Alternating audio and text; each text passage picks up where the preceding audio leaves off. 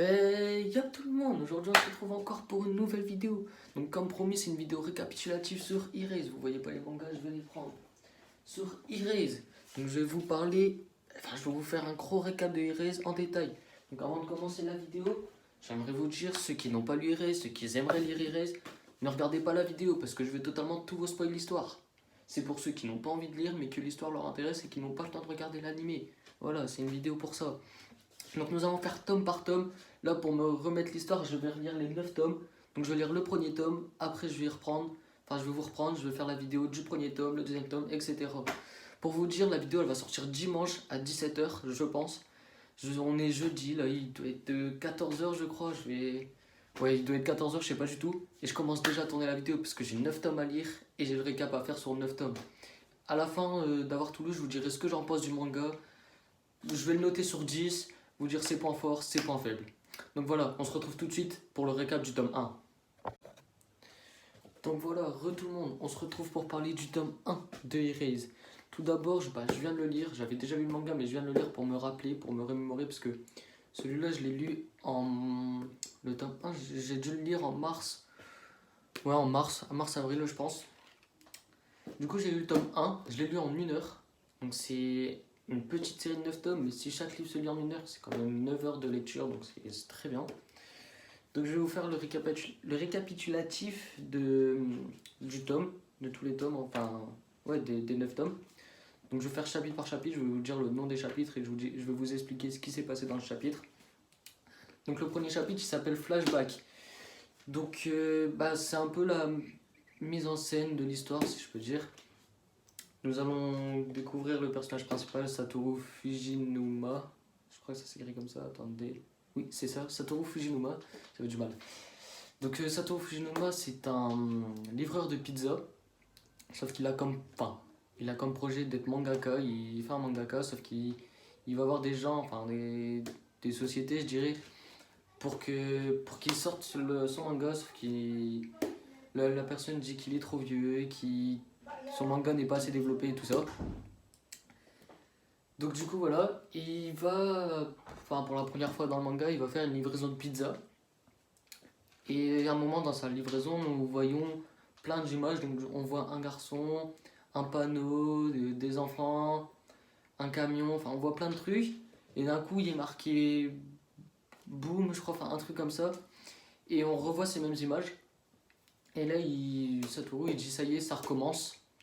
Et on revoit les images, on les voit 3 fois. Et après il dit ça y est, j'ai découvert le problème. Du coup on revoit une 4e fois, donc une 4e fois les mêmes images. Et en fait c'était un conducteur dans un camion qui s'était évanoui. Du coup Satoru va dire à un enfant de traverser de l'autre côté du passage piéton. Comme ça l'enfant se fait pas écraser, parce que s'il n'aurait rien fait, l'enfant se serait fait écraser. Et va aller arrêter le camion. Sauf que malheureusement Satoru a fait un accident à cause de ça. Il s'est pris une voiture et donc il a fini à l'hôpital dans un coma de 48 heures. Donc voilà en gros le tome 1. Je ne vais pas vous expliquer détail par détail, sinon ça ne sert plus à rien de le lire et c'est quand même pour vous donner envie de le lire. Donc je vais chercher le chapitre 2, parce que malheureusement ils ne sont pas marqués au début. Ça c'est très chiant. Donc là c'est... Ah non, on est déjà au chapitre 2 là.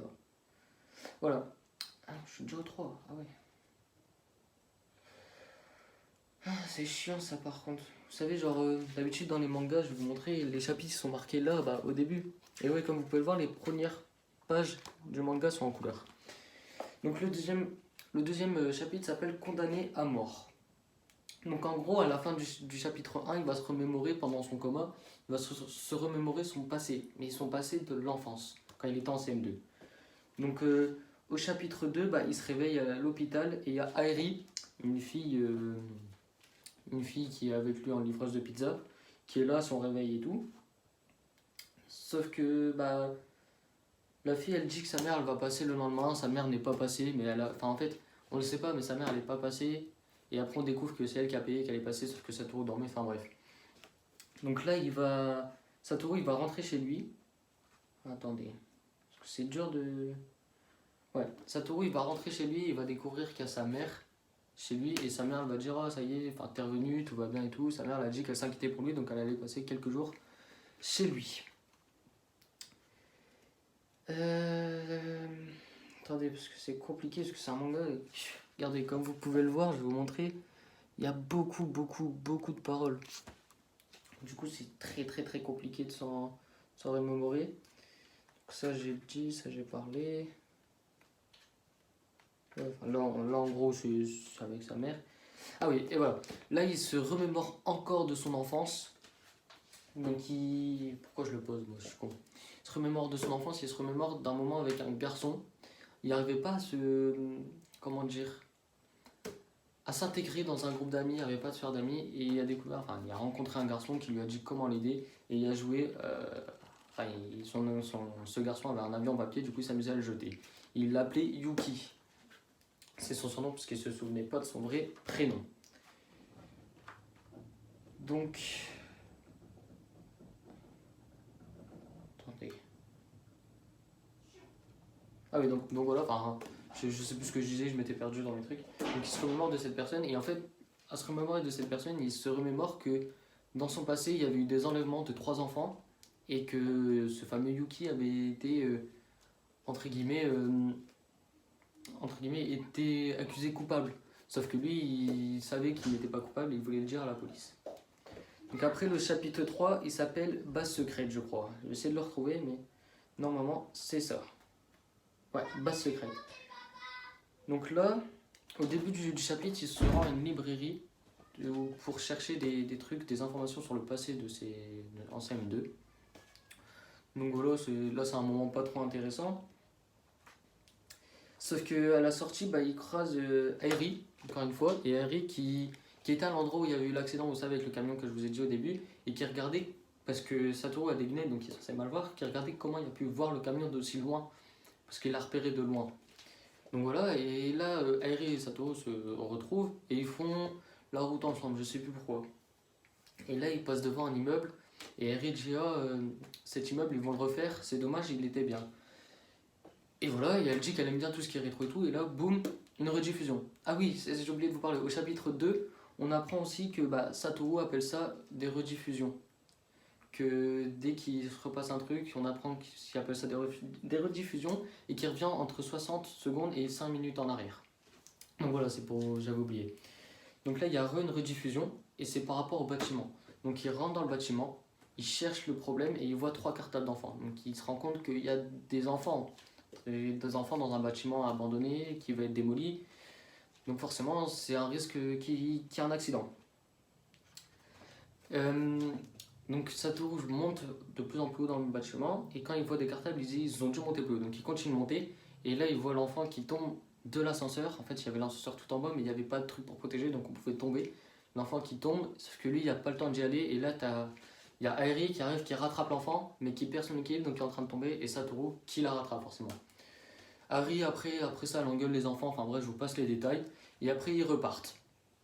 Satoru raccompagne Airi, je ne sais plus où. Et là, sa mère les voit à deux, mais Satoru les voit pas.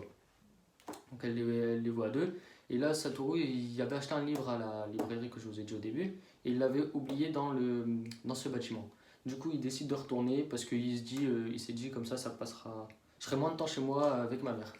Donc il retourne dans ce bâtiment, sauf qu'il ne retrouve pas son livre. Donc après ça, c'est la fin du chapitre 3. Donc on passe au chapitre 4. Et le chapitre 4 s'appelle Tentative d'enlèvement. Donc en gros, en bref, Satoru, il rentre chez lui, enfin voilà, tout se passe bien. Et sa mère, elle dit t'as pas assez d'assiettes, t'as pas assez de vaisselle, parce qu'il n'y a que 2 assiettes. Elle se rend compte qu'il fait que des plats préparés à manger, qu'il se prépare jamais à manger. Donc sa mère, elle lui propose d'aller faire les courses le lendemain. Donc le lendemain, ils vont faire des courses, voilà, tout se passe bien. Là, sa mère, elle dit...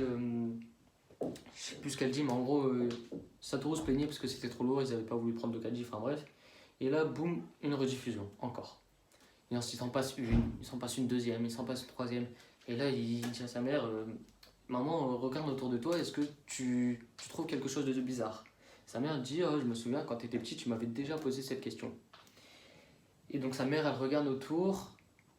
Et elle regarde autour. Et j'ai oublié de vous dire, il y a Airi aussi qui arrive au même moment de la rediffusion. Genre elle arrive et la rediffusion se repasse. Donc sa mère regarde autour et là elle voit une tentative d'enlèvement.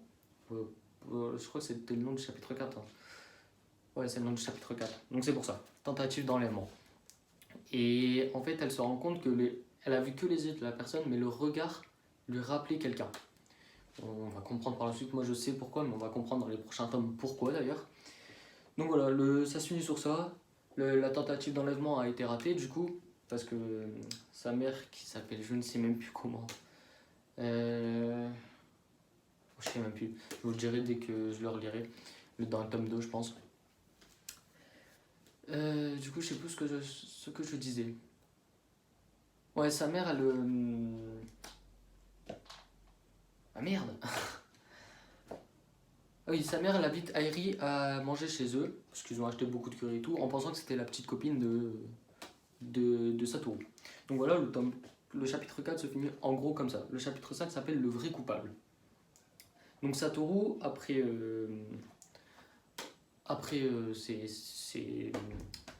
son coma et tout, il n'a pas pu aller travailler, donc là il décide de retourner au travail et tout. Et sa mère, elle va dans un truc pour avoir des informations sur le passé, justement les enlèvements qu'il y a eu. Et elle réfléchit, et d'un coup elle dit mais oui, c'est ça. Et en fait elle se rend compte que Yuki n'était pas le vrai coupable et que c'était quelqu'un d'autre. Sauf qu'elle s'en rend compte et elle se dit si je vais à la police, ils vont pas me croire. Du coup elle appelle quelqu'un, on ne sait pas encore c'est qui, pour lui dire. Et elle rentre chez elle. Sauf que chez elle, il y a le kidnappeur, celui qui a fait la tentative d'enlèvement, qui la tue. Satoru rentre, rentre après, il voit sa mère morte. Il se dit non mais c'est une blague, c'est pas possible, maman réveille-toi. Et là il réclame une rediffusion. Il revient même pas 5 minutes en arrière. Du coup désolé, coupure, enfin bref, c'est problème de mon côté. Du coup on passe au chapitre 6, fugitif. Donc Satoru part à la poursuite. Enfin, je me rends compte qu'en fait ce que je vous ai dit c'était un peu le début du chapitre 6. Enfin bref, Satoru part à la poursuite du criminel. Sauf qu'il le perd de vue et là il va dans une ruelle et il y a la police qui arrive. Enfin qui l'entend, il entend la police, il dit faut pas que la police me croie parce que sinon je vais perdre ma mère, en plus de ça je vais finir en tôle pour toute ma vie. Sauf que là il tombe sur un policier qui lui dit qu'est-ce que vous faites là, et il y avait les mains en sang et tout. Du coup là il réclame une rediffusion, il demande une vraie rediffusion qui revient le plus longtemps en arrière comme il dit. Du coup son pouvoir entre guillemets l'écoute et lui donne une rediffusion. Sauf que c'est une rediffusion qui lui ramène en 1988.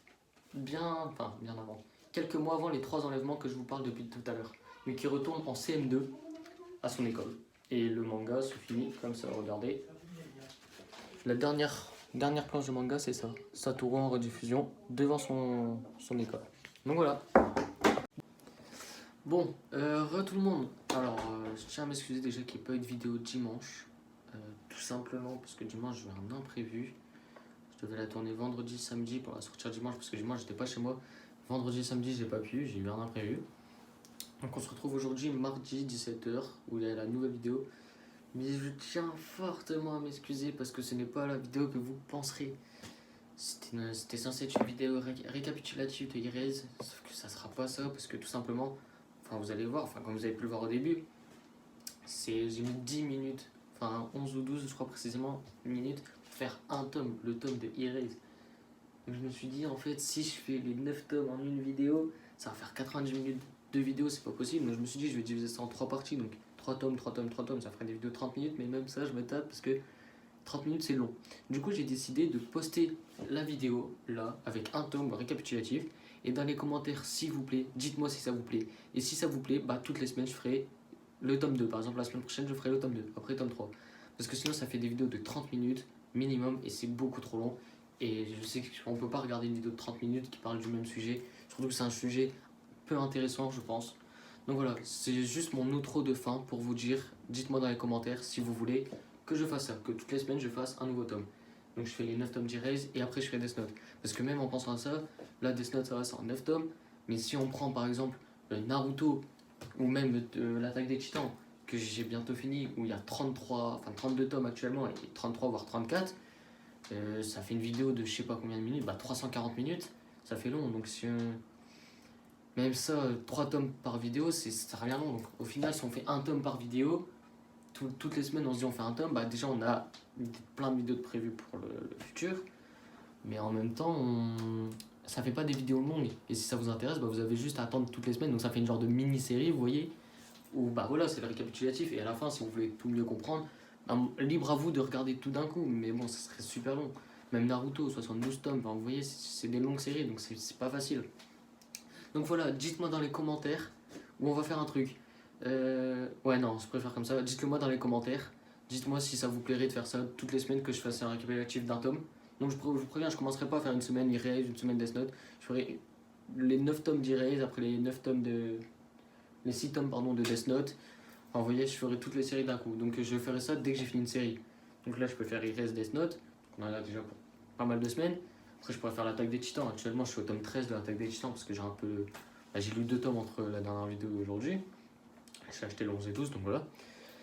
Donc dites-moi ça dans les commentaires. Moi, je regarderai et je verrai. Donc si c'est ça, on fera la vidéo, je pense, le dimanche. Comme ça me permet du samedi de lire, de préparer la vidéo et du dimanche de la poster. Parce que la semaine, bah, le mardi après, j'ai pas cours, mais c'est compliqué de lire, de faire la vidéo et tout. Donc je pense que ça sera tous les dimanches une vidéo. Donc dites-moi en commentaire si ça vous plairait. Et bah, voilà, moi si c'est ça. Sinon, tous les mardis, il y aura une vidéo.